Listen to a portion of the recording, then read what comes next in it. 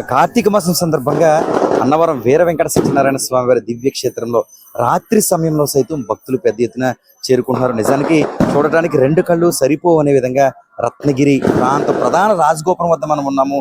అత్యంత ఆధ్యాత్మికంగా సుందర వనంగా అయితే మాత్రం ఈ ప్రాంతంలో ఉన్న శ్రీ సత్యనారాయణ స్వామి వారి రాజగోపురం దేదీప్యమానంగా ఆకట్టుకుంటుంది. నిజానికి అనేక రాష్ట్రాల నుంచి వచ్చిన భక్తులంతా కూడా స్వామివారికి సంబంధించి ఇదే ప్రాంతంలో ఫోటోలు తీసుకుంటూ ఎంతో ఉత్సాహంగా గడుపుతున్న పరిస్థితి అయితే మాత్రం కనిపిస్తున్నాయి. ఇక ప్రధానంగా చూసుకుంటే ఈ ప్రాంతంలో సత్యనారాయణ స్వామి వారి దర్శనం అనంతరం బయటకు వచ్చిన తర్వాత ఇక్కడ ఎన్నో వందల సంవత్సరాల చరిత్ర కలిగిన అతి పురాతన వృక్షం ఉంటుంది.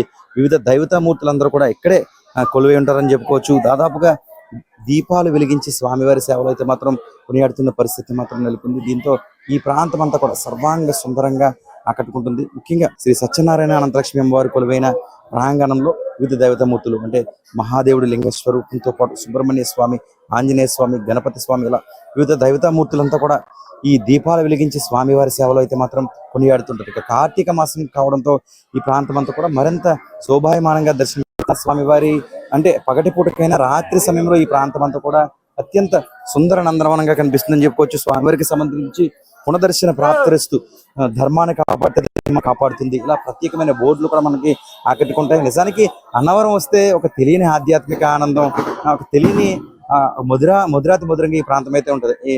ఈ ప్రాంతం అని చెప్పుకోవచ్చు. ఈ ప్రతీది కూడా రత్నగిరికి సంబంధించిన పరమ పౌరమైన సత్యనారాయణ స్వామివారి ప్రసాదం కావచ్చు, స్వామివారి దర్శనం కావచ్చు, ఇంకా సత్యనారాయణ స్వామివారి వ్రతాలు కావచ్చు, ఇవన్నీ కూడా తెలియని ఆధ్యాత్మిక ఆనందాన్ని అయితే మాత్రం ఇస్తుంటాయి. ముఖ్యంగా ఈ కార్తీక మాసంలో అత్యంత కమనీయంగా కార్యక్రమాలు జరుగుతూ ఉంటాయి. స్వామివారికి జరిగే తెప్పోత్సవాలు కావచ్చు, అదేవిధంగా గిరి ప్రదక్షిణ మహోత్సవం కావచ్చు, ఇలాంటి అనేక కార్యక్రమాలన్నీ కూడా దేదీప్యమానంగా ఇక్కడ జరుగుతూ ఉంటాయి. స్వామివారి ఆలయానికి సంబంధించి ఈ ప్రాంగణం దర్శనం చేసుకున్న తర్వాత బయటకు వచ్చే అంటే విఐపీస్ సంబంధించిన గ్యాలరీ ప్రాంగణంలో మనం ఉన్నాము.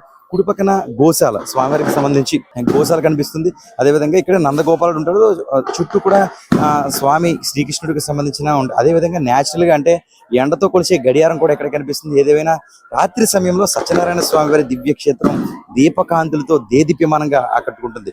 ఇది సత్యనారాయణ స్వామికి సంబంధించిన అప్డేట్స్.